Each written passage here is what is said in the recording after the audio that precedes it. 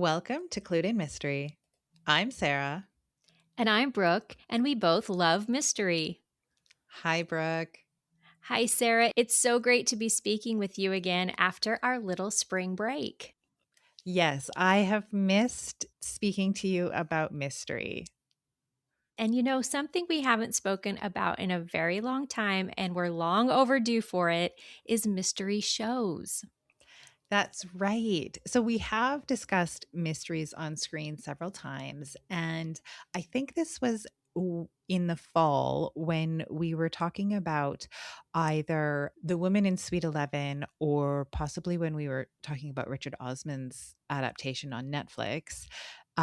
We One of us said something about whether adaptations were better as multiple episode series arcs or single episodes or movies. And I thought maybe we could dive into that a little bit more. That sounds like a lot of fun because there are so many differences in each of these formats. In our Mysteries on TV episode that we did ages ago, we discussed Telecrime, which was one of the first crime dramas and one of the first written specifically for television. And it was on air on the BBC either side of the Second World War. Each episode featured a mystery and served up clues for viewers to solve it. The BBC has a long history of mystery, often presented as limited series, so 2 or 3 episode adaptations of a novel, beginning first with radio and then now on TV. Screen adaptations, for example, of Agatha Christie's works, either Miss Marple Investigates or Agatha Christie's Poirot, each episode is an adaptation of a book or a short story featuring one of those characters, and the show ends with the mystery resolved. You turn off the television and you're satisfied. But more recently, we have seen more multi-episode treatments of books. I can think of Harlan Coben's adaptations that are on Netflix, right? The mystery is told over 8 or 10 episodes, and it is really hard to turn off after 1 or 2 episodes because you just want to see what is going to happen next. So let's talk a little bit more about that, Brooke. And, as a viewer, what is more satisfying as a reader, if you've read the source material first and then seen the adaptation, how do we respond to those different treatments? Yeah, I love that you brought up the older BBC productions because I had actually forgotten about that. But this limited series, I guess we'll call them, or serialized stories, it's super hot right now. It's what we're seeing on all the streaming services, but it's not new. As you said, really since the 30s, 40s, 50s, it was a very popular way to tell a story. And so we're just kind of coming back to it. It's not something brand new. Well, and often the source material, the first time it was released, was serialized in a publication. There were all of these great publications that serialized stories because radio didn't really exist, and certainly television didn't. So this was how people would, spend their evenings was reading these, and so it would have made sense to uh, just transform the medium, but not the way that the story was told. Yeah, excellent point. In this situation, the writers and producers sort of had it presented to them already in those episodes. I'm sure there were some changes made, but the source was that way. Not so much now, right? It's a novel that they're adapting for screen, and there's a few different ways that they can do that. That's right. So let's talk a little bit more about some of those more recent examples. So, um, Thursday Murder Club, for example, the Netflix screen version was released, I think it was in December of 2025. And it was a single 90-minute or maybe 2 hour long movie featuring all of the characters that we know and love and featuring the story from the first book. And if Hmm. I remember when we talked about watching this, neither of us was really satisfied with that. No. I've been considering what makes a good one-shot mystery, let's say, like a movie, a film, versus the limited series. And I think it comes down to, and I'm interested to hear your take on this, um, how much the story is about the plot, the big twists and things like that, and how much it is based on character development. And that is very different depending on each story, each book. I'll use the example of the Knives Out movies. Obviously, these are not adapted from books, but just for the sake of the example, they are not particularly interested in character development. We don't need to know a lot about the backstory of these people. We don't need to see how their lives are impacted by this crime. Um, we just watch the puzzle get solved in a sense. And that's not the case for the Thursday Murder Club. In my opinion, that book falls into the other category, which is very character rich, very dependent on interpersonal relationships and character growth. Um, and so, in my opinion, that would have been a better limited series. What's your take on it? Yeah, I agree, Brooke. I think people would have really responded to it with a lot more affection, if it had been a series. You know, I think about Gone Girl, for example, which is a domestic thriller, and it did very well as a film. Right. Well, so there are a couple of differences. The style of, or the type of story is different, right? A domestic thriller versus a cozy mystery.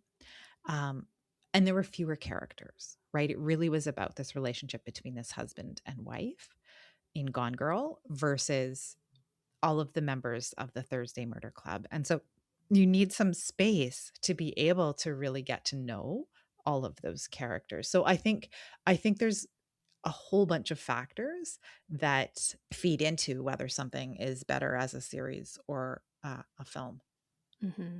Yeah, I would agree. And that's a great example. And makes me wonder if, in general, and we'll have to watch over time, if in general, the thriller mysteries do better as this one shot storytelling versus a detective mystery, so to speak.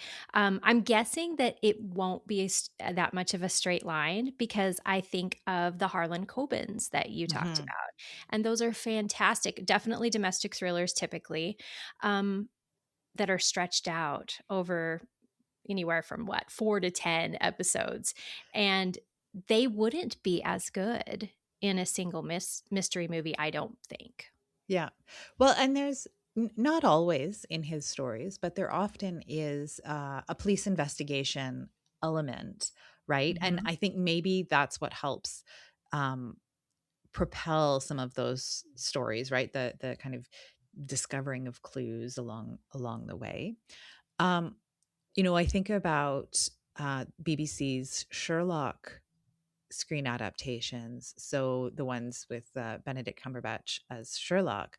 Um, each of those were standalone films that were adaptations, modern adaptations of a single short story or novel by Sir Arthur Conan Doyle. And I think those worked Mhm. really well as a single, that one shot telling of those pieces. Right. But are those more of the episodic case of the week kind of shows, like such as Murder She Wrote or House, the things we used to watch on regular network television? Mhm. I Even though they're longer, the Sherlock shows you're referencing, I feel like there's still that uh, case of the week demonstration of a way to tell a story. Yeah, I can't remember when they were released, if it was there was like 3 released at a time. I don't remember that. But as you say, for a long time, that's what we saw was this mystery of the week, whether it was Murder, She Wrote or, um, Law and Order. That's still the way that Law and Order Mhm. tells its stories, right? The characters are the same. It's the same police investigators, the same legal teams, but the mysteries that they're solving are different. And I guess it depends on what kind of mood you're in. Like I'm equally, I do think that I'm equally satisfied watching a mystery of the week type telling, right? And we do get some of those on streaming services now. Father Brown, for example, is a different mystery every week, with the same core characters that are investigating it.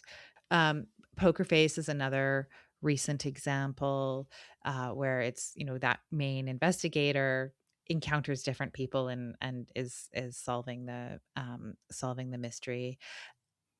I don't know if Poker Face is an adaptation though, I don't believe so. but Father Brown is an adaptation of G.K. Chesterton's. It started out as an adaptation of G.K. Chesterton's stories. I don't think the stories that they are telling now, because it's in its 10th or 11th um, season, I think. Um, I They have moved away from that original source material.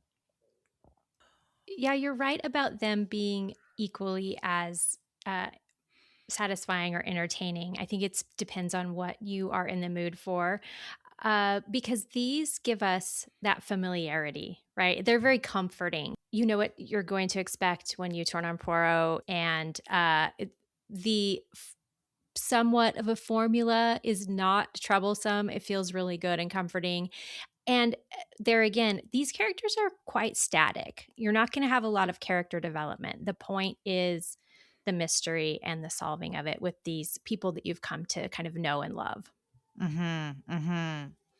I don't remember if it was last year or the year before when the A Good Girl's Guide to Murder was on Netflix, and that was adapted from the YA novel, over I don't remember, was it 6 episodes or 10 episodes? I can't remember, Brooke, but over multiple episodes, and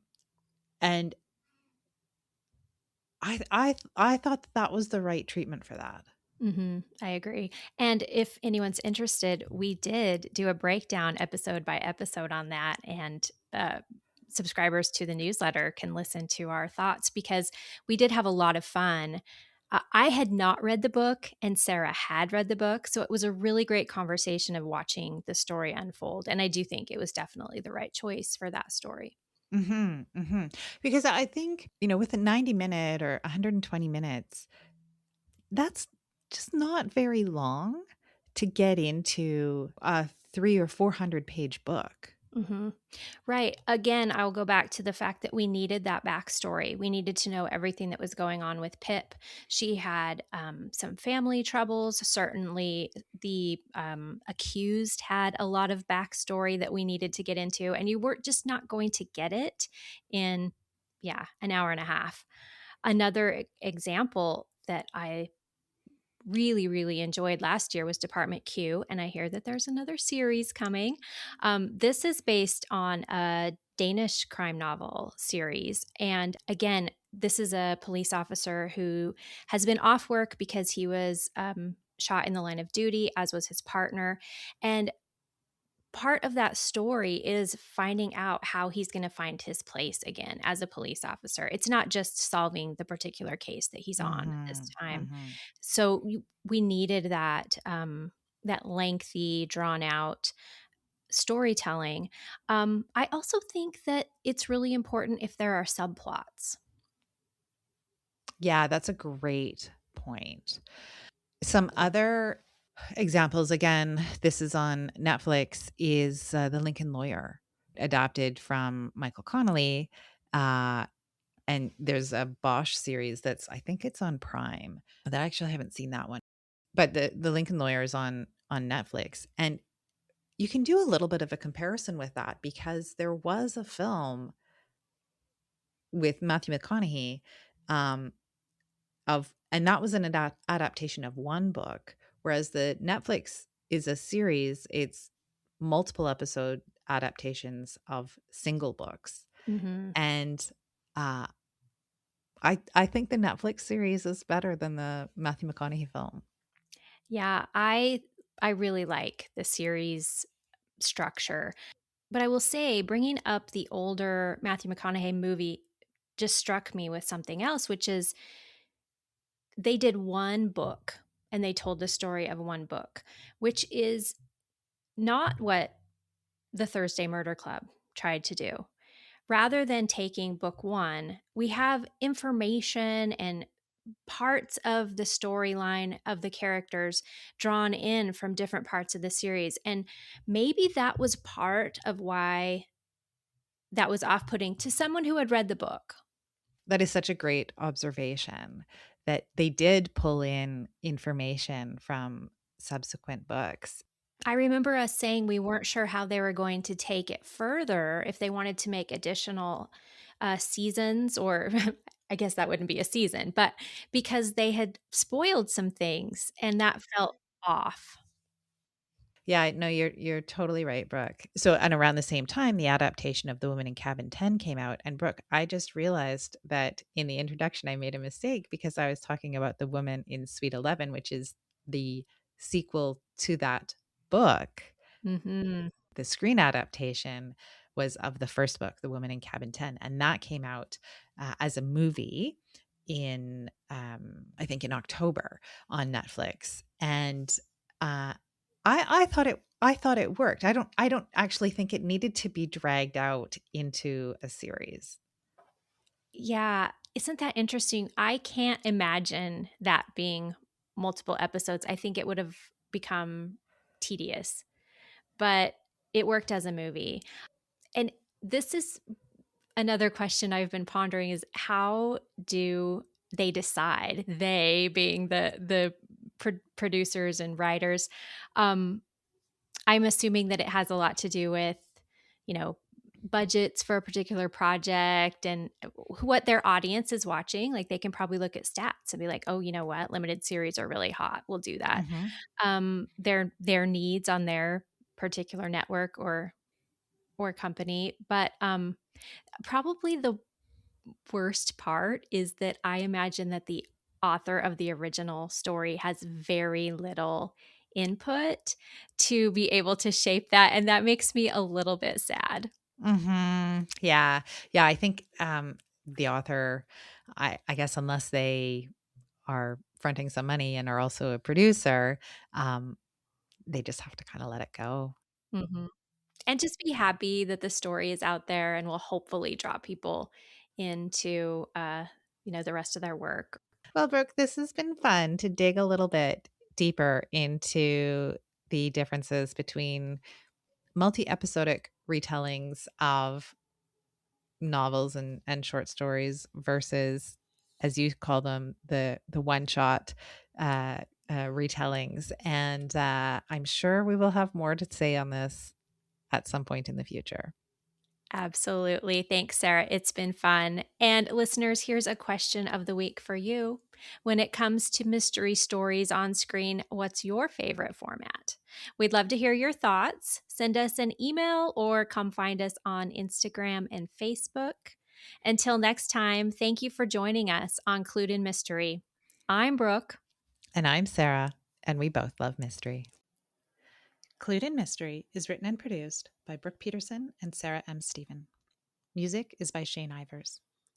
If you liked what you heard, please consider telling a friend, leaving a review, or subscribing with your favorite podcast listening app. Visit our website to sign up for our newsletter, The Clued In Chronicle, and get mystery news, podcast updates, and bonus episodes. We're on social media at Clued In Mystery.